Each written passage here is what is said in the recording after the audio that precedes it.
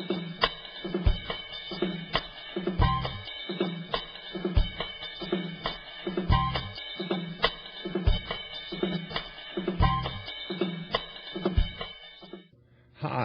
I'm T.S. Monk, and welcome to Good News Jazz.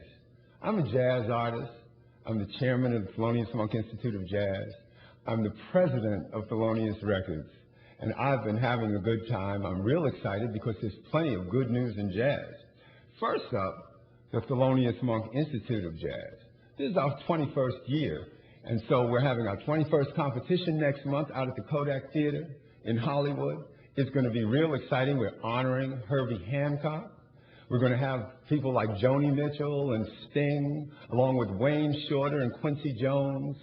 Even Herb Alpert is coming out to be one of our competition judges. You know, jazz education is some serious stuff, but we at the Institute actually believe that there is no divided house of jazz. For instance, you know, I've always felt that Duke Ellington is connected to Kenny G. I know that sounds wild to a lot of you, but they're connected directly through a guy named Sidney Boucher, who played with Duke and who pioneered the jazz soprano saxophone. So, you know, it's those kinds of relationships that are very, very important to us at the Monk Institute. And I hope those of you who are out in California can come on out to the competition. And those of you who are down in New Orleans, I hope you support what we're doing down there in New Orleans.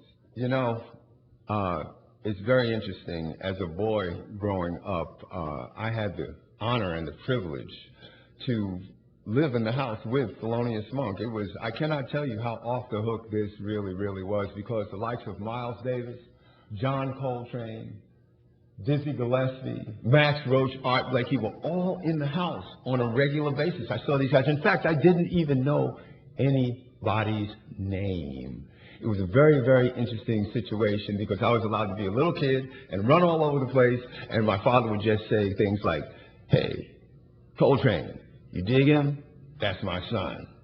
And they called me Little Rudy Tootie, for which my father wrote a tune. By the way, you know, Thelonious, if he liked you, he wrote a tune about you. It's very, very interesting. He wrote a tune called Crepuscule with Nellie for my mother. He wrote Little Rudy Tootie for me. He wrote In Walk Bud for Bud Powell. But when it came to my sister, he wrote two tunes for her. And I was always jealous. He wrote Boo Boo's Birthday and Green Chimneys, which unfortunately many people thought he was talking about something else, but he was actually talking about Green Chimneys, which was the name of her school. The funny thing, though, is that I concluded that Thelonious liked himself a great deal because he wrote 4 tunes for himself. He wrote Monk's Dream, Blue Monk, Thelonious, and and going back to jazz education, I must tell you about new talent, because new talent is what the Monk Institute is all about. And in a moment, you're going to hear from a young man that started playing the piano when he was 3 years old, but actually I met him when he was 14. When he was 14 years old, in the mid-90s, he was considered what we called a young lion. But the interesting thing about young lions have to grow into pride leaders. Every young lion does not grow into the pride leader. But this young man, I believe, has grown into a pride leader. I think you're really, really going to enjoy him. He's been working with me, my band, around the country recently, and so I'm a little bit prejudiced, but I think that it's absolutely justified.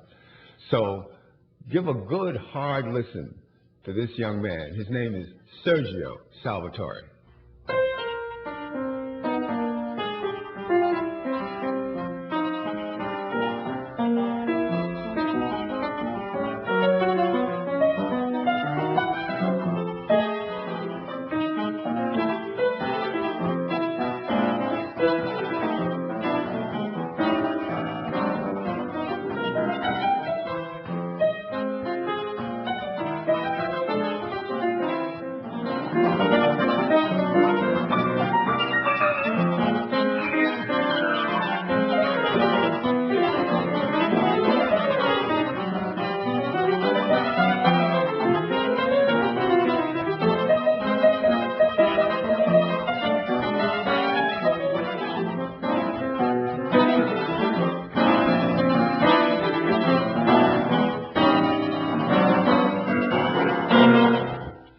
Wasn't Sergio great? Isn't that good news? Well, it's time to go. I'm T.S. Monk, your host. By the way, you know, that tune that I couldn't remember, that fourth Monk tune, if you go to goodnewsbroadcast.com and click on my segment, you'll get the answer.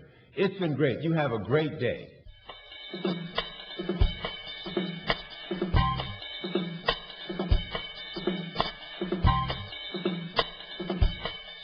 My name is Joe Franklin, and I'm very honored to be here today because on this particular day, I sort of commemorate 57 years in show business. It was on this date in 1950 that the Joe Franklin TV show was born. Of course, I go back to the days when the Dead Sea was only sick. And in fact, my first guest on TV was Moses. When Moses had a headache, I told him to take 2 tablets.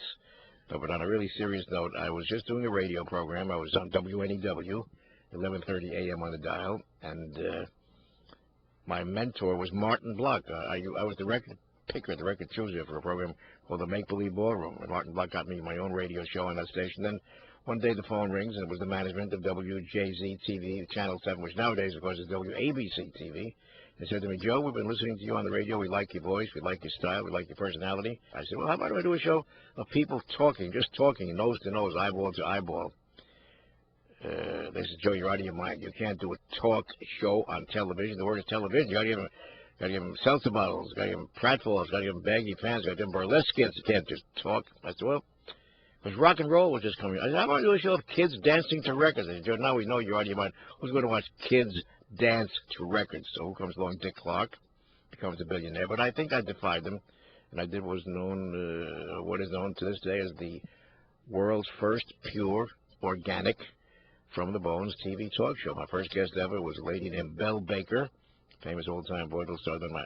Fannie Hurst, second guest, who wrote Imitation of Life and Backstreet and so many great books. And I've been going strong in TV till the mid-90s. I did 28,000 episodes of the Joe Franklin TV show. I'm in the Guinness Book of World Records for the world's longest-running TV talk show. The mortality rate in that field is just staggering. I mean, nobody discovers anyway, but I gave the first exposure ever to people like Barbra Streisand and Bette Midler and Woody Allen and Tiny Tim and Joan Rivers and Al Pacino and Bruce Springsteen, Eddie Murphy, Dustin Hoffman. I mean, the list is endless, and it's been a great career. I'm still doing radio. I'm like a strange quirk. I'm back on the same killer cycles that I broke in 57 years ago. I began on 11:30 a.m. when it was WNEW. Now 11:30 a.m. now is WBBR, Bloomberg Radio. And I've been interviewing this week. We got Gay Talese, we got Robert Klein, we got Larry Hagman, we got incredible. We got Angela Lansbury. We got good people. So the point I'm making is that it's a good field. My advice to aspiring talk show hosts is persevere, stay with it. Don't leave your wallet in the dressing room. That's number one.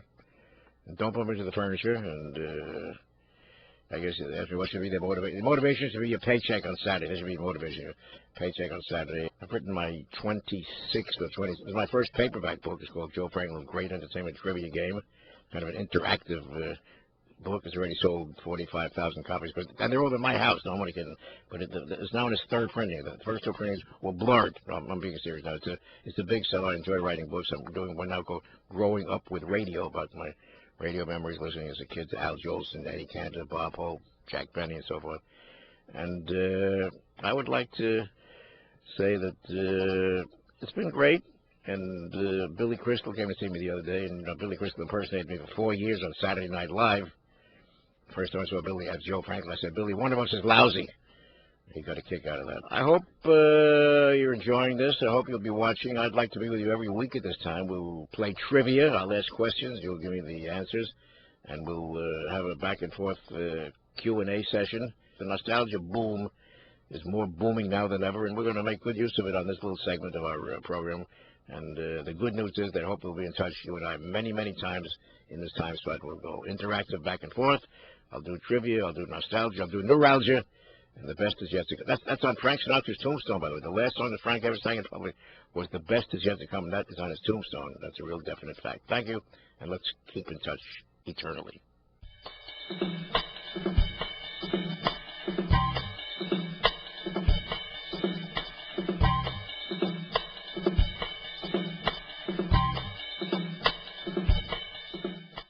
Hello, I'm Austin Kong. I'm your host for Overcoming Obstacles.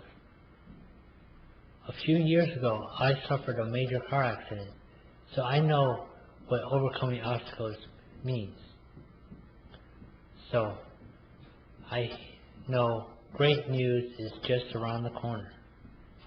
Our first guest is Coach Mara Taylor, who's redefining prisons. Mara? Every human individual has value, and there is value in investing in an investigation in their possibilities. There's a rewiring that can happen at the very core level of the human. 90% of us can totally be rewired. It takes diligence and education and support, but I think that's where a lot of women like us and men who are involved in this field of prevention go. What's the best thing about having a coach? They're cool, they understand you. What do you mean they understand you? They know what you're going through and everything. It helps me socialize with other people and explore new things. You know, like, it doesn't just teach you the book stuff, it teaches you outside the box, and you can take this for, you know, to teach your own kids or teach other people, and I think it's just a beautiful program. I love my two coaches. My coaches are Alex and Renina. They're just amazing. Has it inspired you? Of course, it's cool. Like, I'm coming like every off day I have. I'll come here. I love the people. I love how we do crocheting, how we have one-on-one talks. I love it. Everybody shows love, communication skills and social skills, you know, things like that. It made me think. So I decided to start doing my work so I can make it either way I'm going to try. That's what we try to do, is get them to get out of old behavior by going into personal responsibility and their ability to create kind of a wonderful life. Thank you, Mara, for getting out by going in. For many years, we featured women's organizations doing great work. Today, we feature Jane Fonda and Eve Ensler for doing great work with women worldwide. When I first started performing the vagina monologues, I did it in these small little venues all around the world. And after every performance, women would literally line up to talk to me. And what they were talking about was the fact, usually, that they had been raped or battered or incested, and they really needed to tell someone. It began to be a very daunting experience. So in 1997, we got a group of women together in New York, and I said, how can we use the vagina monologues to stop violence against women and to serve this? And we came up with the idea of VDAY, which is Vagina Day, Valentine's Day, Anti-Violence Day, Victory Over Violence Day. We invited all these great women to come and perform the vagina monologues to raise money. And we did this incredible first V-Day, which really blew the roof off the theater. You could feel it was more than a play that night. You could feel that something genuinely different had happened in the alchemy of things, that there was something being born or trying to be born. The play, because of its laughter and its compassion, led me out of silence and fear into bravery and voice. And I think that it's fitting that women around the world are being transformed through art. When you give women an opportunity, they get that they're in the same world. They get that they need to be struggling together. But they just have to be given a theater and an opportunity to find a way to that community and that cohesion, which brings about change.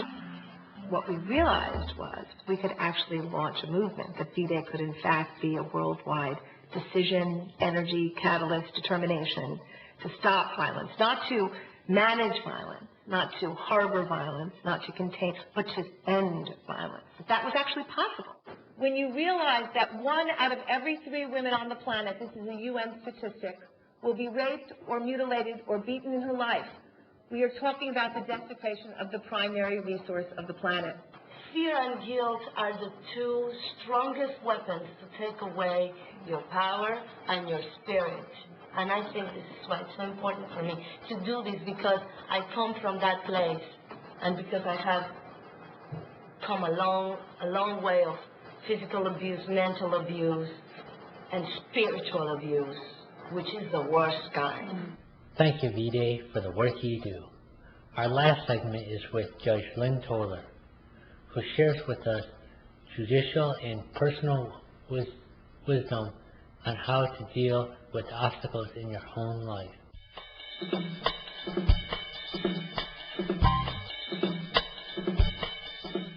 Hi, this is Paul Slacker's Good News Broadcast. Actually, a big honor for me today. I'm here with Judge Lynn Toller. Hi, how are you? I am fine. How are you? I'm very good. Good.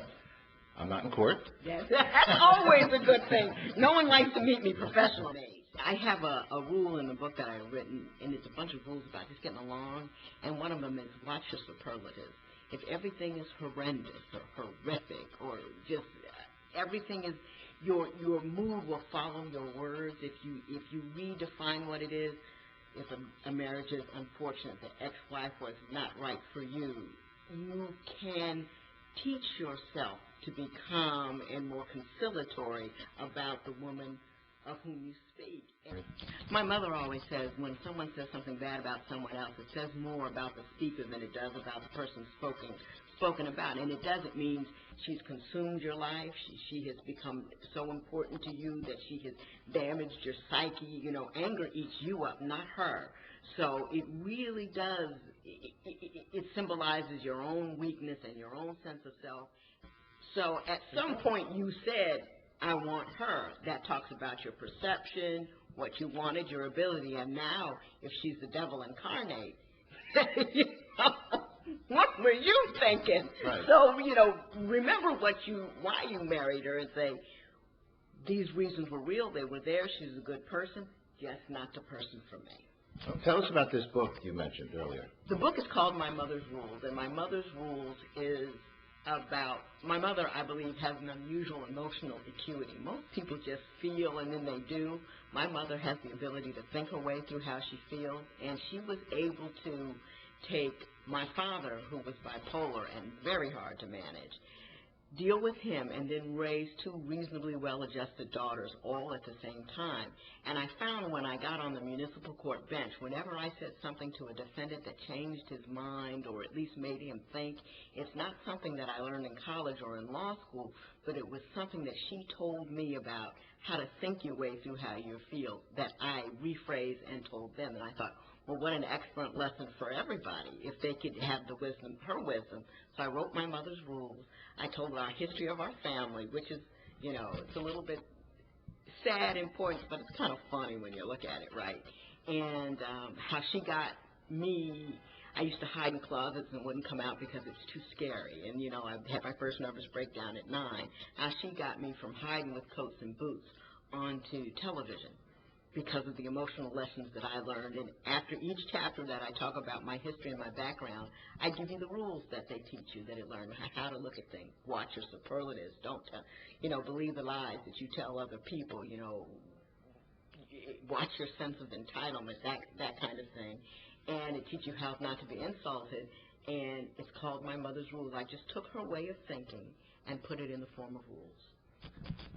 I'm going to ask you one last question, because this one seems to do many relationships in, and that is, you're with married, and you're married X amount of years, but then you see somebody out there, the grass is greener on the other side, okay, but you're married.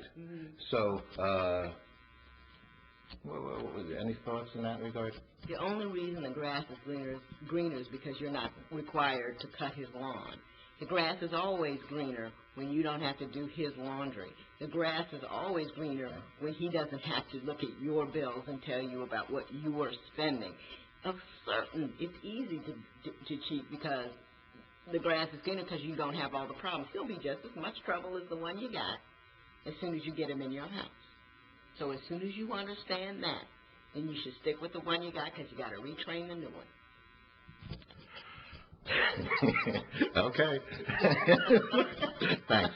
Okay, I don't have that. I'm single, but in any case, and I didn't have it with the relationships either. So a lot of people get divorced over that, right? Oh, they absolutely do. They think, I wonder what percentage. I don't really know, but everybody, and that initial hormonal cascade. That goes Sexual away. and Yeah, you got to remember that goes away. You had it with this one guy. It's the same thing. It's chemical. Take a deep breath. It'll go away. Okay. Judge, thank you very much for Thank you. sharing a lot of wealth of knowledge and a lot of good news. Thank you. Thank you. Good news is the station that gives me such a thrill. Hearing all great stories of people and goodwill. So if you're looking for good news, tune in and you will find. For your mind, your spirit, and your soul, get good news online. Good news, broadcast.com. All right, Commissioner, hold on. I'll tell him. Honey, it's Bill. The gold reserve is being attacked. Tell him I'll be right there. Don't forget to shut the window.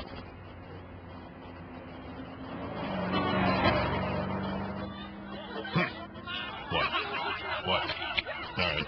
What's the joke? What's so funny?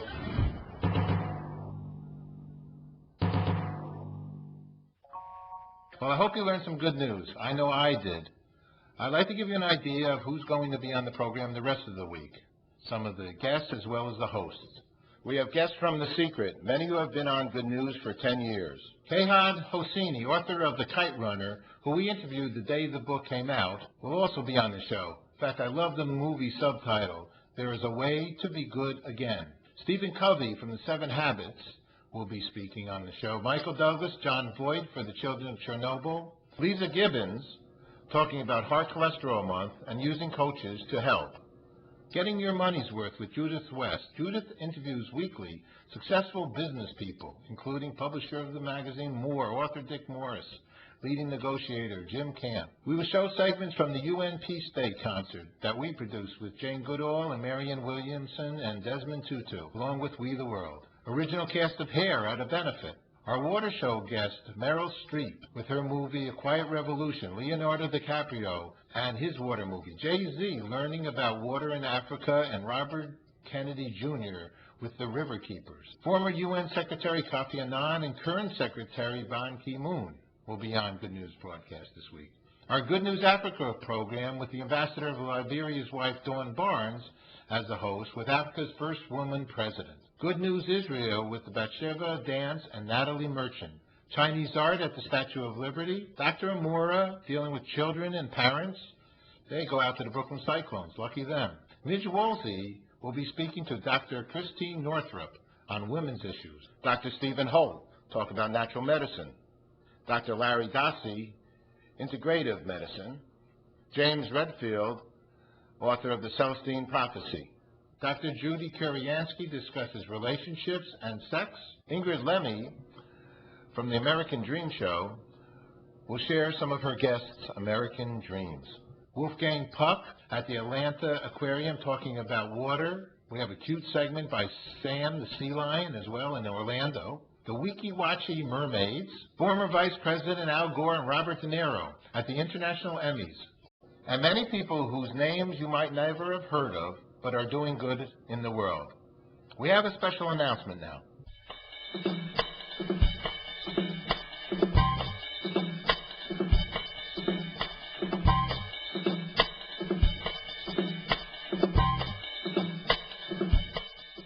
As we mentioned earlier, we are non-political. In fact, we believe in a borderless society.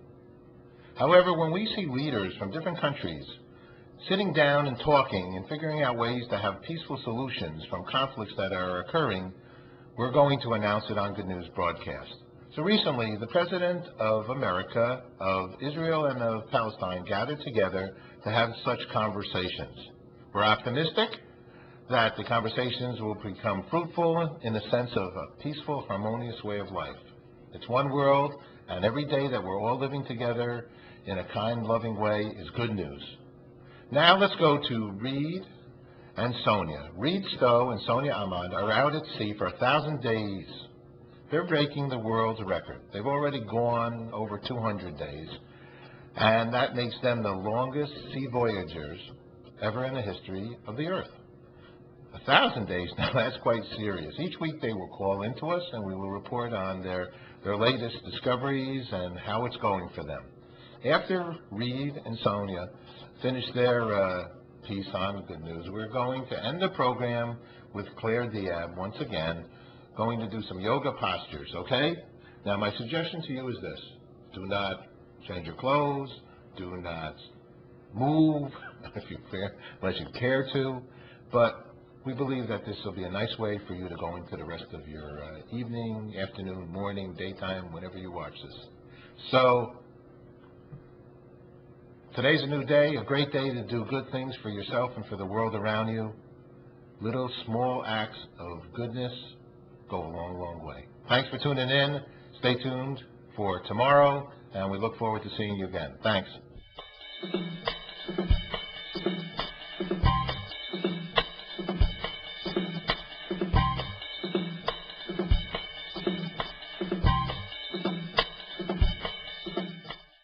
Man's quest to have a seaworthy boat began thousands of years ago, and man's greatest skills were combined and put together to make a boat that could actually go out on the sea and survive any weather and arrive at another place where they wanted him to. I'm Reed Stowe. My family is from North Carolina.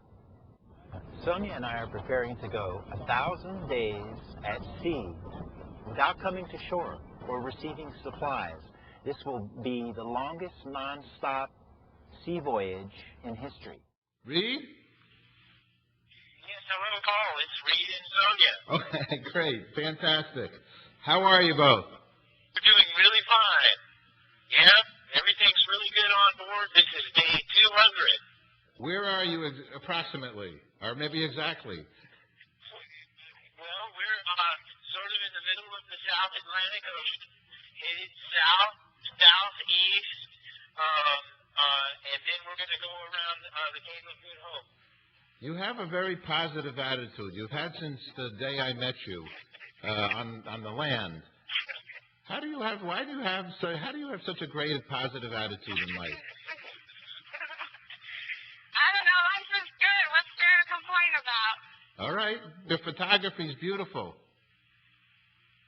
Oh, thank you. And any new shots that we should tell the audience about that you love? No, not that I know of. It would be as long as there's anything new. Okay, very good. But we think we've gone on the longest non-stop man and woman sea voyage in history. And Sonia and I have been at sea sailing consecutively for longer than any man and woman. Okay, now, another one of our records is that this is the longest time consecutively that any woman has been at sea. Number three, this could be the longest time out of sight of land for any people. 200 days is the longest time out of sight of land. And number four, we think this is the longest space analogous expedition to take place on Earth. Well, we're all very proud of you. We love when we go to the Museum of Natural History and you call in there. You guys are doing great. We're all behind you, and just keep it up, Reed. Congratulations to you both. Okay.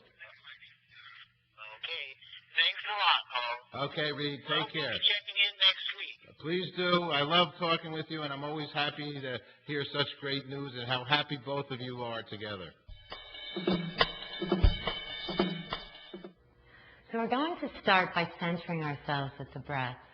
Breathing is most important. So let's bring our hands to heart and close your eyes and just connect with your heartbeat.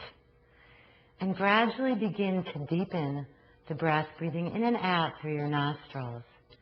Knowing, as we do our forward and back bend, nourishing our spine, lengthening and strengthening our spine, it's not how far you can reach, it's how deep you can breathe. So just a few more breaths, breathing in and out, calming the mind, tuning in to the breath, creating a rhythm of breathing that will stay with through the entire session.